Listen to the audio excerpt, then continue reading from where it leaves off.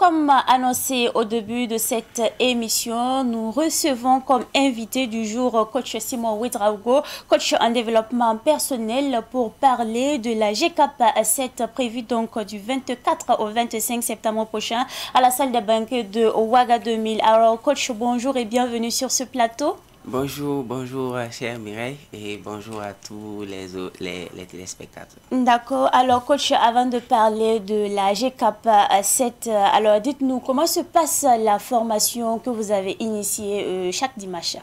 Ok, ça va très bien parce que au début ça s'appelait TICS, ça veut dire 10 Years Global Success Strategy for Sunday School. C'est-à-dire c'est une stratégie de 10 ans, une stratégie qu'on a mis en place pour que les étudiants puissent réussir dans les 10 ans à venir à travers des enseignements qu'on donne chaque dimanche. Et par la suite, c'est devenu SPK, qui veut dire School of Practical Knowledge, l'école de la connaissance pratique. Et étant donné vraiment que c'est de la connaissance pratique, on avait commencé tous les dimanches. Par la suite, on est allé maintenant tous les 2 semaines. Donc aujourd'hui, c'est vrai que ça se passe les dimanches, mais on permet aux gens vraiment d'avoir le temps de mettre en application les enseignements qu'on les donne. Mais on a mis une petite pause, ça fait quand même 2 semaines qu'on n'a pas enseigné à cause de la GCAP parce qu'il faut vraiment que je capitalise beaucoup d'énergie. Aujourd'hui même, nous sommes à 2 jours de la GCAP, je dirais ainsi. Donc ma venue ici, c'est juste pour donner les directives parce que on est en pleine méditation. Alors, d'accord. Coach, comment faire pour réussir dans sa vie? Pour réussir dans sa vie, c'est d'abord, est-ce que tu veux réussir? Parce que ça commence toujours par une petite volonté. Et par la suite, on travaille cette volonté à ce qu'elle devienne un désir ardent et brûlant. Parce que vous savez avec moi que la température de l'eau dans la marmite dépend de la quantité du feu qui est en bas. Si vous prenez 2 brindilles, vous allumez et puis vous mettez une marmite numéro 5 et vous voulez chauffer de l'eau, bon, vous voyez déjà que ça... Mais si c'est des troncs d'arbres bien sèches que vous mettez en bas d'une marmite numéro 5 et vous allumez le feu, vous l'activez permanemment, vous allez voir que votre eau va bouillir naturellement. Donc, le désir qui t'amène à réussir, ici, ça, on ne prend même pas en compte ton niveau d'études au scolaire et tout, parce que quand on étudie les hommes de succès, les parcours scolaires jouent pour 1%. J'ai dit bien 1%.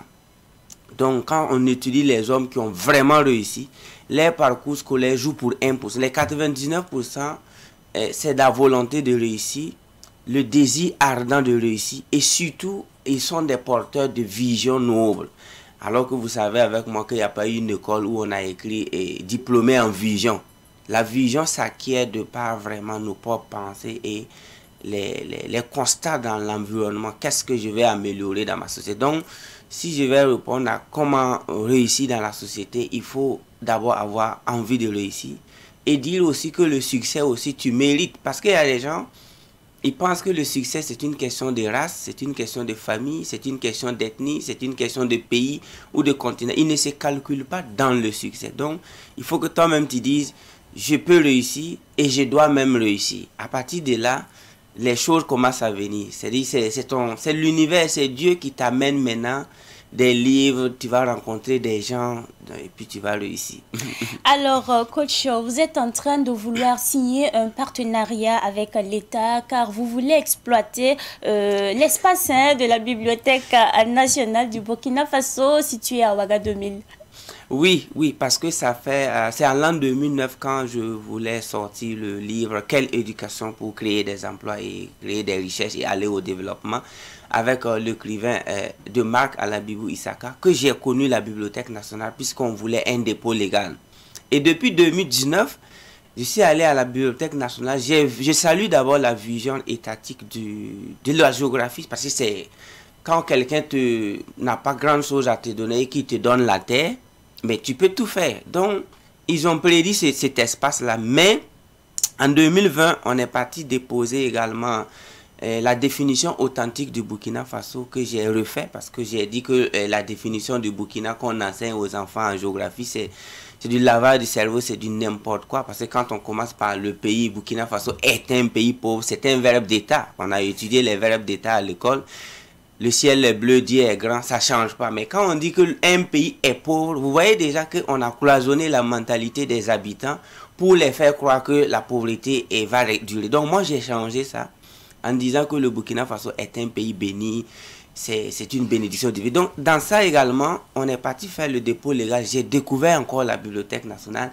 Et le dernier niveau, c'était pour une clé USB que j'ai enregistrée pour que les gens puissent avoir mes formations. Et là aussi, je suis allé à la BNU. J'ai remarqué que c'est une grande superficie. On cultive des arachides là-bas. On cultive des maïs. On cultive du niébé. Et il n'y a pas de porte. Et ça se trouve à Ouagadougou. Et le bâtiment, vraiment, les travailleurs viennent passer toute la journée là-bas. Du matin jusqu'au soir.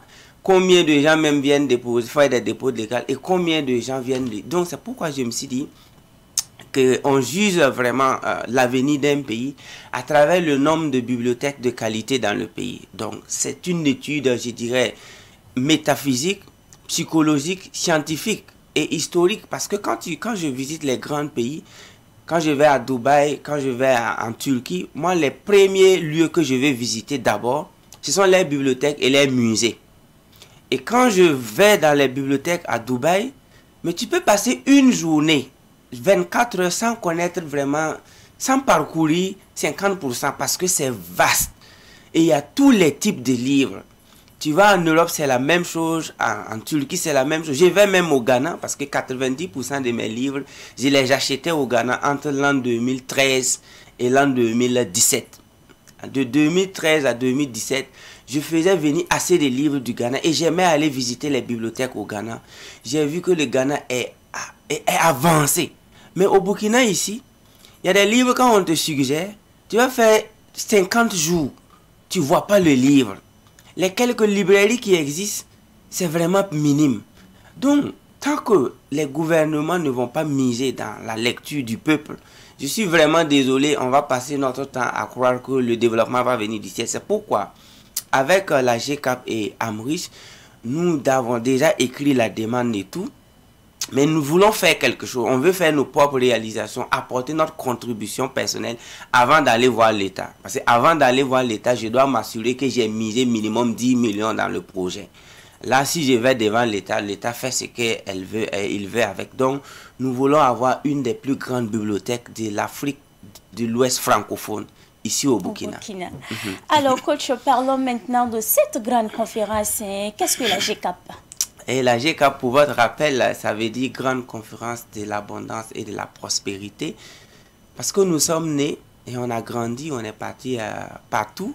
Et le mot abondance, prospérité est un mot souvent, quand tu veux prononcer, tu regardes à gauche, à droite avant de prononcer. Parce que les gens même ont peur de parler de la richesse. Vous voyez, quand on arrive à laver le cerveau d'une population ou des gens, et que parler de 100 millions, 200 millions devient... Il faut réfléchir 3 fois avant de prononcer le mot milliard. Vous voyez déjà que il faut changer à 180 degrés. C'est pourquoi je me suis dit, bon, pourquoi ne pas créer un cadre où tous ceux qui vont venir vont savoir qu'ici, là, on doit parler d'abondance, on doit parler de prospérité. Et en quoi la richesse mixée à la connaissance et la sagesse est capitale pour le développement de toutes choses. C'est pourquoi la GCAP est née en 2019. Et nous sommes à notre 7e édition de la GCAP qui aura lieu le 24 et le 25 septembre, que j'invite tout le monde à participer parce que c'est une conférence qui aborde plusieurs thèmes. D'abord, la haute psychologie, la métaphysique, l'économie et surtout également la technologie blockchain et l'évolution du monde parce qu'un des hommes les plus riches du monde a dit que lui n'est pas plus intelligent que les gens, que lui il a juste compris où va le monde. Et lui, il a été le premier à y aller. Sinon, c'est pas pour dire qu'il a fait des études plus que tout le monde. Et le secret du succès, c'est de savoir où va le monde et d'y arriver en premier. Malheureusement, nous n'avons pas des rapports qui nous montrent vraiment dans quel secteur il faut investir. Quelles sont les matières même qu'il faut bosser. Parce que nos petits frères sont en train de bosser des matières que dans 5 ans, on n'en a même plus besoin. Donc, la GCAP va vous permettre de savoir qu'est-ce qu'il faut bosser. Et surtout, ce qui est très intéressant, c'est l'aspect spirituel de la GCAP. Parce que vous savez avec moi que l'Afrique, c'est le seul continent pour le moment où on permet à des gens qui n'ont aucune connaissance astrologique, psychologique, alchimique, métaphysique, de diriger des religions. 99% des religieux en Afrique, tu leur donnes une simple équation, pas de second degré, 2x plus 2 égale à 0, il ne peut pas résoudre. Tu lui parles d'astrologie, tu lui parles des airs, air du poisson, air du Verseau, Gémeaux, tu lui parles des 12 constellations d'abord, le gars est bleu, mais il dit que Dieu l'a parlé, et félicitations à lui. Il dit que, alors que quand tu prends Jésus, Mohamed, c'est des gars qui ont fini, bon, excusez-moi du mot gars, c'est des prophètes qui ont fini l'astrologie, la psychologie, parce que quand tu prends la Bible, le Coran, tout ce qui est écrit là-bas, du Sourate 1 à Sourate 114, de la Genèse à Apocalypse, ce sont des passages psychologiques où les prophètes parlent en métaphore. Et quand ils parlent de métaphore, parlent de métaphysique. Mais ils ont fini avec la psychologie, l'astrologie, les mathématiques, la physique, les quantiques. Mais quand tu prends nos religieux, physique, tu dis même pas de Y égale à 1 demi de GT au carré, il va fuir. Tu lui dis, bon, E égale à MC au carré, il va fuir. Alors que Jésus donne cours à Albert Einstein, le prophète Mohammed donne des cours à Albert Einstein. Et voici l'imam, des pasteurs, des abbés, plein en Afrique, et que c'est pas tout le monde, mais j'ai dit que la 99% sont dans une incapacité totale de résoudre une équation de 2x carré plus 2 égale à 0. Donc c'est pourquoi il faut qu'on élève le niveau spirituel des humains. Parce que sans ça, non seulement on ne pourra pas entreprendre, on ne pourra rien créer. C'est pourquoi la GCAP, c'est un lieu qui n'épargne personne. Que tu sois diplomate, docteur, professeur, parce que moi j'ai passé quand même, je ne vais pas dire toute ma vie, parce qu'il me reste assez d'années. Et j'ai passé vraiment un bon temps à étudier la quantique, la métaphysique, et j'ai compris qu'il n'y a pas de problème. Celui qui veut réussir peut réussir s'il apprend les codes, parce que tout est codé. Voilà, donc c'est ce qu'on va décoder à la GCAP, surtout avec le chiffre 7, parce qu'on ne peut pas devenir métaphysicien sans passer par l'astrologie. Je vais les montrer quand même les pouvoirs des chiffres, le pouvoir des mots et surtout le pouvoir du cerveau que Dieu nous a donné. Alors, Kosimo Ouedraogo, est-ce que tout est fin prêt pour l'acte 7? Oui, tout est fin prêt, parce que nous parlons même aujourd'hui de la GCAP 8 que de la GCAP 7, parce que si vous regardez mes sorties, je parle plus de la GCAP 8 pour dire aux gens qui vont rater la GCAP 7 de se préparer pour la GCAP 8 qui va coûter $1000 et $1500. La GCAP 8, c'est $1000, disons 700 000, si le dollar n'augmente plus. Et $1500, c'est à peu près 1 million et quelques.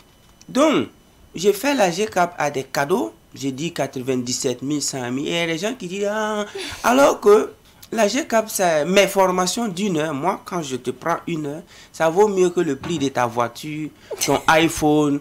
Personnellement, je me suis fixé des objectifs. Je me suis dit, il faut que je gagne un V8 avant 30 ans. Et j'ai eu plus de 2 V8 avant 30 ans. Je me suis d'abord fixé des objectifs matériels pour démontrer aux humains que le matériel n'est rien. Donc, quand je suis arrivé à faire ça, quand je vois quelqu'un qui est content, ou bien parce qu'il a 300 000, il a 500 000, j'aime les dire, écoutez, nous sommes en Afrique, et avoir 1 million par jour même ne veut pas dire que tu pourras résoudre les problèmes de ta famille. Donc, l'Africain, c'est le seul être humain qui doit rêver plus grand que l'Américain et le Chinois. Malheureusement, on nous a enseigné de sorte que quand on rêve, on se pose la question, est-ce qu'on est en Afrique? Un Français qui rêve de $1000 le mois, 1000 €, il a raison parce que tout est déjà fait en France, les rues et tout. Mais un Africain qui rêve d'1 million par mois, il faut le soigner immédiatement parce qu'il y a une maladie qui n'arrive pas à découvrir. Parce qu'on peut être malade sans savoir. C'est après les diagnostics, les examens que le médecin t'appelle dans un couloir et te dit, bon, vu les taux des globules blancs et la baisse vraiment de temps, voilà la maladie qui est là. Et toi, tu dis, ah bon? Et tu commences à te soigner. Donc, moi, je vous dis ça pas par manque de respect, mais un Africain qui rêve d'1 million le mois, il faut l'amener rapidement. On va le soigner pour qu'il puisse rêver plus grand que ça. Parce que si on regarde derrière nous, il y a tellement de challenges à relever que je ne peux plus permettre à mes petits frères de rêver d'1 million le mois. Alors, coach, lors de cette grande conférence d'abondance et de prospérité, c'est quel enseignement qui sera donné? Comme je l'ai dit, on va aborder d'abord l'aspect de connaissance de soi parce que c'est là où vraiment je m'attarde parce que vous savez avec moi que Connaître les autres, c'est la sagesse. Se connaître soi-même, c'est la sagesse supérieure. Et j'ai dédié ça à Lao Tzu qui l'a dit. Donc, on va d'abord te permettre de connaître tes neurones, tes facultés. Qu'est-ce que Dieu a mis en l'homme? Parce que l'homme est plus important que tout ce que vous pouvez imaginer. Si on dépose 3 jets privés à un bébé, ceux qui ont étudié l'univers vont aller prendre le bébé, l'embrasser. Parce que le bébé est plus important que les 3 jets privés. Malheureusement, des gens se tuent pour de l'argent. Quand je lis souvent des rapports criminels, j'ai vu des rapports où des gens ont coupé des têtes des gens pour vendre à 300 000. J'ai vu des gens qui ont vendu leur village à une hauteur de 2 millions. J'ai vu des dirigeants même qui ont signé des contrats, mettant même en péril tout un pays parce qu'on lui a donné 1 milliard. Vous voyez tout ça, des gens qui se sont tués pour des parcelles. Vous voyez que c'est tout ça, c'est quoi? C'est des conséquences du manque de connaissance de soi. Parce que quand tu commences à te connaître, tu vas voir que l'être humain est vraiment important et que Confucius a raison de dire qu'il fait beau vivre là où les humains sont vraiment des humains. Nous voulons construire une société ou un monde d'humains. Humain. Ainsi donc, la paix reviendra, on va s'embrasser, on va savoir vraiment qu'il y a tout en l'homme. Mais c'est un travail titanesque. Et c'est ce qui va être fait à la GCAP. On va encore aborder la technologie de la blockchain qui va changer le monde, qui a déjà changé le monde. Parce qu'au début, la technologie comme WhatsApp, Facebook, on ne négocie pas avec quelqu'un. Ce sont des génies qui n'ont rien à foutre avec les choses matérielles de la vie, qui sont allés se punir, méditer, créer et balancer pour l'humanité. Donc, à partir de là, tu ne peux pas avoir Satoshi Nakamoto pour faire un débat. Nous autres là même on fait moins de débats. C'est rare de me voir sur un plateau avec 3 personnes. Lui là il est d'accord. Moi je ne fais pas ça. Parce que c'est que nous on a appris là, on ne débat pas là-bas. Donc à la GCAP c'est blockchain également qu'on va montrer aux gens pour qu'ils puissent vraiment savoir où va le monde et se positionner en premier. Et on va aborder également l'aspect de la sécurité personnelle. Parce que l'être humain est doté de plusieurs pouvoirs capables de se sécuriser de son vivant et même après sa mort. Et on va aborder ça à la GCAP parce qu'un être humain, c'est tout quoi. Voilà les aspects. Et j'invite tout le monde et de faire le pas parce que ce qu'on va donner à la GCAP, c'est si on va facturer, ce n'est même pas 10 millions. C'est pas 10 millions, ce n'est pas 10 millions. Je sais de quoi je parle. Donc, everybody is... Alors, coach, nous allons poursuivre. Dites-nous pourquoi vous avez décidé de rendre un hommage particulier à Cheikh Anta Diop. Parce que il a dit, armez-vous de science et de connaissances. Armez-vous de science jusqu'aux dents. À connaissance égale, la vérité triomphe. Donc, cette phrase déjà m'a aidé.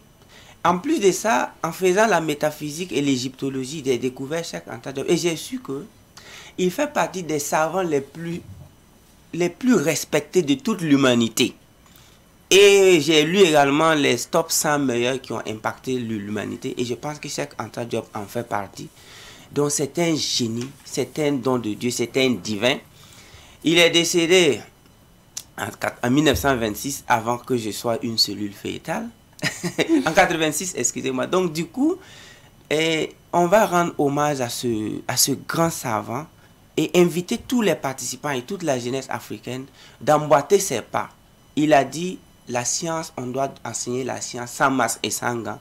La connaissance directe, il a enseigné, carbone 14. Et c'est lui qui a permis aux humains d'abord de reconquérir les mémoires perdues. Et précisément à tous les Africains de savoir qu'ils ne sont pas des vanipiés. Et de savoir que tout a commencé en Afrique, en commençant par les pyramides d'Égypte qui sont toujours visibles et tangibles.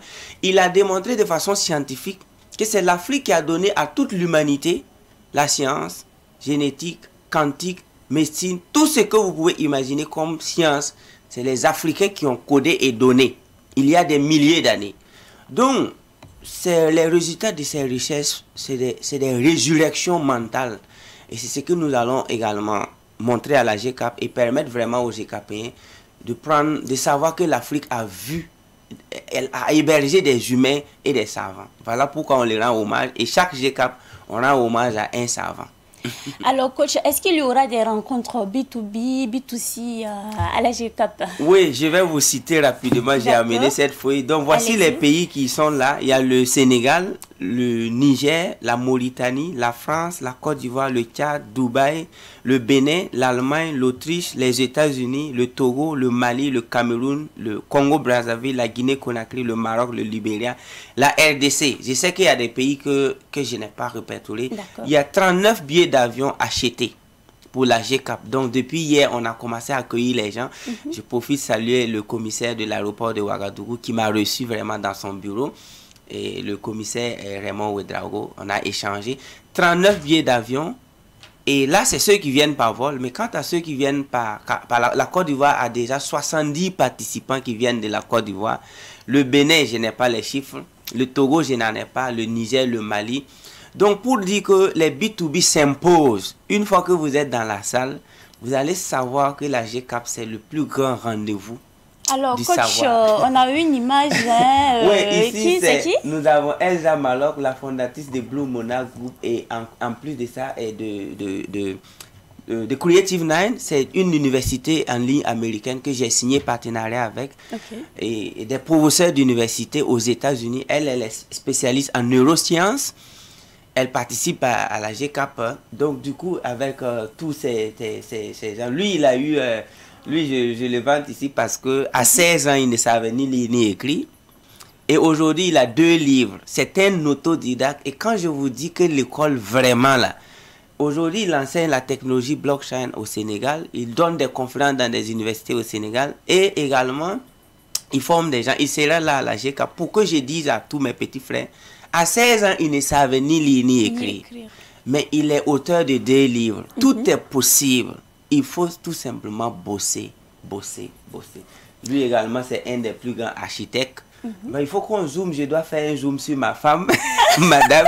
Alors, lui, c'est un grand architecte. On va avancer.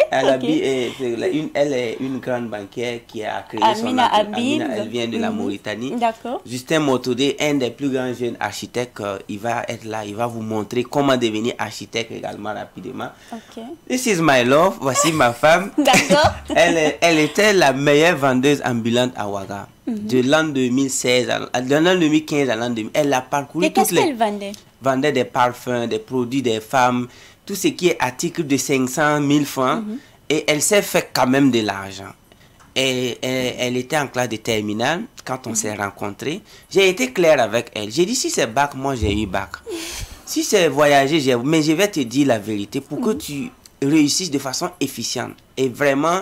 Elle a lu presque toute la bibliothèque que j'ai. Aujourd'hui, elle a 2 entreprises. Elle forme les enfants. Elle a un grand restaurant. Elle forme également les femmes, vie de couple. Et surtout les enfants et les couples. Et vraiment, quand j'ai vu son évolution, j'invite les filles surtout, s'il vous plaît, les filles. Parce qu'à la GCAP, les go là, elles ne sont pas nombreuses. Mais je veux vous dire que la vie a changé. On est en train de former. Les jeunes veulent des filles capables de les conseiller quand ça ne va pas.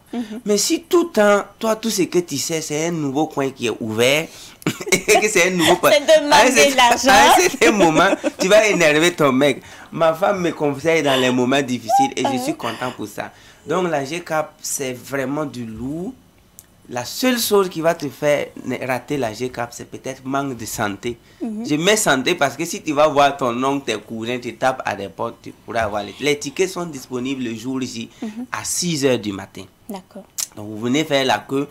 Et je profite de saluer la police nationale également qui est avec nous. Je salue également tous les protocoles parce que pour avoir la salle des banques, c'est des protocoles. Je salue toutes ces autorités. Vraiment, et toutes les personnes ressources burkinabé, et j'ai dit merci à tout le monde. Et tous ceux qui ne sont pas, parce que la GCAP, on n'invite pas quelqu'un. Tout le monde doit contribuer. La GCAP, il n'y a pas de sponsor. J'interdis les sponsors à la GCAP. Parce que quand quelqu'un sponsorise la GCAP, il diminue l'énergie de la GCAP. Parce que là, donc, je suis désolé, il y a des gens qui s'attendaient à ce que le coach, on se connaît, toi-même, il faut m'inviter, j'ai pas encore...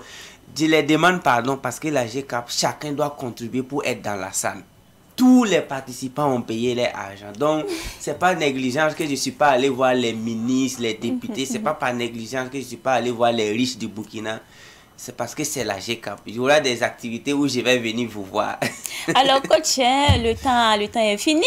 Waouh, si le temps est fini, j'ai dit aux gens, préparez votre 97 000, 70 000. Venez à 6 h du matin. Vous allez avoir vos tickets. C'est 2 jours. Le lieu, on va rappeler le lieu. Salle des banquets de Ouaga 2000. Samedi et dimanche, suivi d'un dîner gala VVIP. Il y aura des prestations d'artistes internationaux et surtout réponse aux questions et échange B2B. Les contacts vont pleuvoir. D'accord, les contacts vont pleuvoir. Alors, c'est sûr que le message est passé et que beaucoup de personnes vont venir donc pour prendre part à la GCAP 7.